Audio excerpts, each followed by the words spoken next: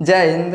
देखिए इस वीडियो में समझते हैं छोटी आंत के विषय में। तो सबसे पहले छोटी आंत को हम चित्र के माध्यम से समझते हैं। चलिए ध्यान समझिए, छोटी आंत कौन है। देखिए हर जो बीचों में इसे हम निकला ना इसे हम क्या बोलते हैं, तो छोटी आंत बोलते हैं। आप कहिएगा कि बड़का आंत कौन है। देखिए हई वाला क्या होता है भैया, देखिए जो निकला ना सब इसे हम क्या बोलते हैं, इसे हम बड़ा आंत बोलते हैं। तो बड़ा आंत के विषय में पहले हम वीडियो बना दिए, उस वीडियो को आप लोग देख लीजिएगा। इसमें मुख्य ही समझेंगे है छोटी आंत के विषय में। देखिए नाम है ससुरा का छोटी आंत, लेकिन काम इसका बहुत ज़्यादा होता है। एक दुआ है, सत सैयद के दोहरे जो नाभिक के तीर, देखने में छोटे लगे घाव करे गंभीर। तो किसी को अब छोटा मत समझिएगा, क्योंकि छोटे लोग ना बड़ा खतरनाक होते हैं। जैसे आदित्यनाथ को देखिए, बड़ी खतरनाक आदमी है। तो उसी प्रकार से जो छोटा आंत होता है ना, ये बड़ी खतरनाक होता है। सब कुछ इसी में हो जाता है। अब इसके विषय में हम जानते हैं। देखिए छोटी आंत को हम क्या बोलते हैं, इंटेस्टाइन बोलते हैं। अब इसके विषय में जानिए। देखिए ये वयस्क में 6 से लेकर 7 मीटर यानी 20 से लेकर 22 फीट लंबा होता है। 20-22 फुट बहुत बड़ा जगह होता है। तो जो हमारा छोटा आंत होता है ना, ये 6 से लेकर 7 मीटर यानी 20 से लेकर 22 फीट लंबा होता है। देखिए बड़ा आंत इससे छोटा, लेकिन बड़ा आंत जो होता है वो मोटा मोटा है, लेकिन ये ससुरा बड़ी पातर है, इसलिए ये लंबा होता है। समझ में आ गया।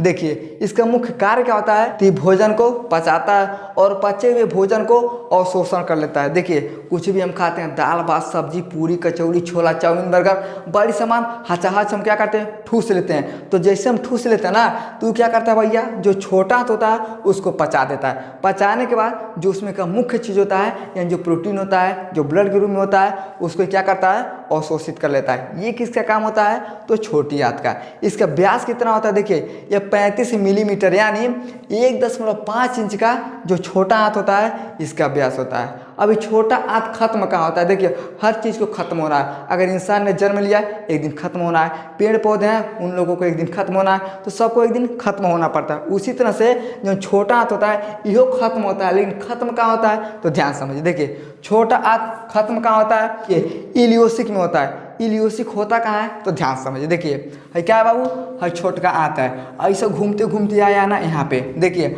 है क्या है बड़ा आंत है, और है क्या है छोटा आंत है। जब बड़ा आंत और छोटा आंत एक के में मिलता है, तो जैसे जाके मिलता है उसी का नाम रख दिया जाता है इलियोसिक, यानी छोटा आंत और बड़ा आंत एक के में जाके मिल जाता है, उससे हम क्या बोलते हैं, इलियोसिक वाल बोला जाता है। समझ में आ गया। तो यही बोल रहा है कि छोटा आंत खत्म कहाँ होता है, तो इलियोसिक वाल पे जाके क्या होता है भैया, खत्म होता है। देखिए जैसे हम भोजन करते हैं ना, क्या है हमारा आमाशय है, इसी के रास्ते से भोजन आता कहाँ आता है, तो छोटी आंत में। देखिए पहली बार भोजन हमारे छोटी आंत में जाता है, बड़ा आंत में हमारा भोजन नहीं जाता है। तो कहाँ जाता है, छोटा आंत में जाता है। और छोटा आंत में क्या करता है, तो सब चीज़ का भैया पाचन हो जाता है। पाचन हो जाने के बाद ये कहाँ चला जाता है, तो बड़ी आंत में। तो जैसे बड़ी आंत में मिलता है उसे हम इलियोसिक वाल बोलते हैं। और क्या होता है, जो हमारा लवण होता है, पानी होता है, ये बड़ा सोख लेता है और धीरे धीरे करके क्या करता है, ये गुदा के रास्ते से बाहर निकाल देता है। ये इसका काम होता है। देखिए इसमें 3 टाइप के होते हैं, उसके विषय में हम जानते हैं। देखिए पहला होता है ड्यूडेनम, दूसरा होता है जेजुनम, तीसरा होता है इलियम। अब इन तीनों पार्ट के विषय में हम एक एक करके समझते हैं। चलिए ध्यान समझ। देखिए ड्यूडेनम को हिंदी में क्या बोलते हैं, तो एक ग्रहणी बोला जाता है। इसका मुख्य कार्य क्या होता है, देखिए ये पेट और जेजुनम के बीच में होता है। यहाँ पे समझिए है क्या है बाबू, है जेजुनम है। और पेट कौन होता है, अगर कौन पूछता आपसे, ए चचा पेट कौन है, तो पेट हमारा आमाशय होता है, जिसमें हमारा भोजन जाता है, उसी को हम पेट बोलते हैं। तो बोल रहा है कि ये पेट और जेजुनम के बीच में होता है। यानी देखिए है हो गया पेट, है हो गया जेजुनम, ये दोनों के बीचों में कौन है, तो ये हमारा ड्यूडेनम चाचा। समझ में गया। 3 दोनों के बीच में कौन होता है, तो ड्यूडेनम होता है। अब देखिए आकार इसका कैसा होता है, तो हारससो। अब पूछिएगा कि हारससो का है, तो घोड़े का नाल देखे ना, अब देखिएगा जब घोड़ा नहीं दौड़ता है जब किड़बिक किड़बिक, तो उसके पैर में नाल ठोक दिया जाता है। अब घोड़ा को देखिएगा, बैल को देखिएगा ना, तो पटक के और गोड़वा में नाल ठोक दिया जाता है। उसे हम क्या बोलते हैं, तो हारससो बोलते हैं। तो जो हमारा ड्यूडेनम होता है, ये घोड़े के नाल के जैसा इसका आकार होता है। समझ में आ गया। अब देखिए यह पाचन प्रोसेस करता है, यानी ये क्या करता है भैया, इधर से भोजन आता है और भोजन को पचाने में क्या करता है, मदद भी करता है। अब देखिए जो ड्यूडेनम होता है ना, इसका जो भित्ति होता है उसमें ब्रूसन ग्रंथि होता है। अब भित्ति क्या भैया, तो देखिए जैसे आप ड्यूडेनम के अंदर जाइएगा यानी भीतर घुसिएगा ना ड्यूडेनम के, तो उसमें क्या होता है देखिए उसके भित्ति में ब्रूनस क्या होता है, एक ग्रंथि होता है। और ये ग्रंथि का कार्य क्या होता है देखिए, सेक्रेटिन हार्मोन्स को छोड़ने का काम करता है। तो कौन करता है, तो ड्यूडेनम के अंदर क्या होता है, ब्रूनस ग्रंथि होता है और ये सेक्रेटिन हार्मोन्स को छोड़ने का काम करता है। तो सेक्रेटिन हार्मोन्स को कौन छोड़ता है, तो हमारे ड्यूडेनम के भीतर में क्या होता है, ब्रूसन ग्रंथि होता है। इतना आपको समझ में आएगा कि ड्यूडेनम का कार्य क्या होता है। अब इसका स्क्रीनशॉट लीजिए। अब भाई जो दूठी बचा है इसके विषय में हम जान लेते हैं। चलिए अगला है जेजुनम। अब इसके विषय में हम जानते हैं। देखिए जेजुनम को हम हिंदी में बोलते हैं मध्यांत। इसका कार्य क्या होता है देखिए, भोजन को इलियम में भेजता है और इसका लंबाई 2.5 मीटर का होता है। देखिए हर चीज़ का कोई ना कोई कारण होता है। अगर आपको बोल दिया जाए आपको जाना है सऊदी, उसे उड़ के चले जाएगा, कौन उड़ के जाएगा भैया, कौन हनुमान जी बन गए है कि उड़ के चला जाएगा, कोनो अपनी मर्जी से नहीं जा सकता है। तो उसके लिए क्या किया जाता है, कोनो दूसरा आदमी को पकड़ा जाता है, वो बेचारा सब कुछ क्या करता है, बताता है कि देखो तुम्हारा टिकट है यहाँ से तुमको दिल्ली जाना है, बम्बई जाना है, फलाना नंबर का एयरपोर्ट है, उस पर जहाज़ पे बैठेगा और आपको सऊदी भेज देगा।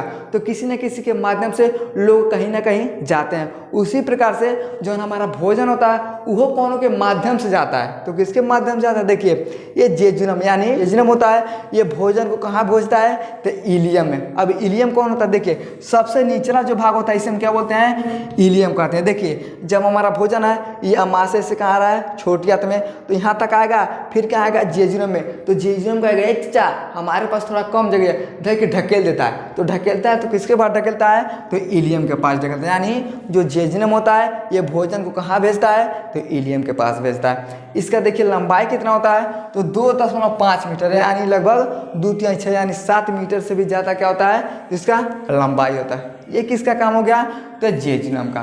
समझ में आएगा।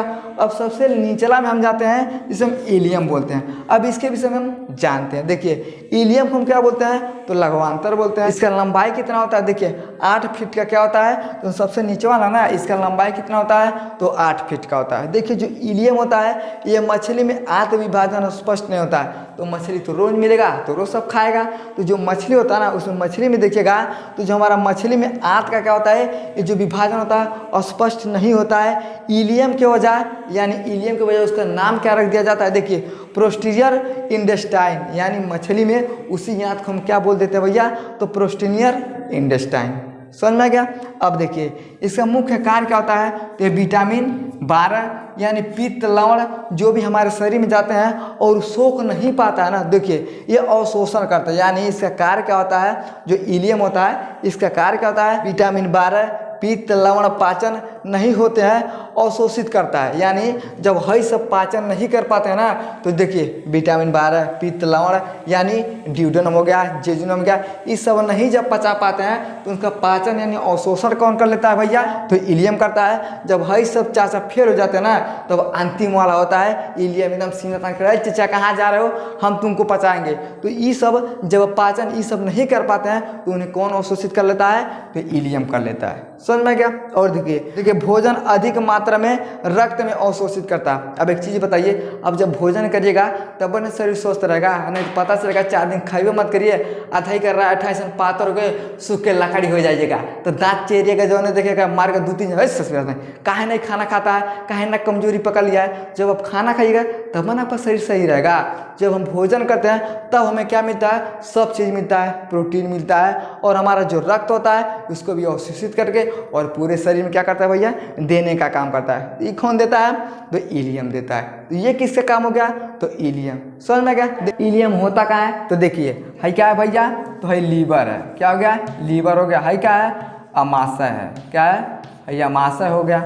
और देखिए है गोलका का है, इसे हम बोलते हैं पित्ताशय, यानी क्या बोलते हैं, पित्त बोलते हैं। इसे हम क्या बोलते हैं, अग्नाशय बोलते हैं, अग्नाशय बोलते हैं। तो इन सब के विषय में हम एक एक वीडियो बना दिए, उस वीडियो का लोग देख लीजिएगा। देखिए या है लीवर हो गया, है अमाशय हो गया, है पित्त हो गया, अग्नाशय हो गया। देखिए अब अग्नाशय के नीचे क्या होता है, तो ये बड़ा आंत होता है और उसी के अंदर क्या होता है, छोटका। क्या है भैया, है छोटका होता है। इसे हम क्या बोलते हैं, इसे हम इंटेस्टाइन बोलते हैं। यानी छोटी आंत को क्या बोला जाता है, तो इंटेस्टाइन बोला जाता है। समझ में गया? आई होप आपको समझ में आ गया होगा कि छोटा आंत क्या होता है, इसका कार्य क्या होता है, इसके मुख्य कौन कौन पार्ट होते हैं, कौन कौन होते हैं। ड्यूडेनम होता है, जेजुनम होता है और इलियम होता है। समझ में गया?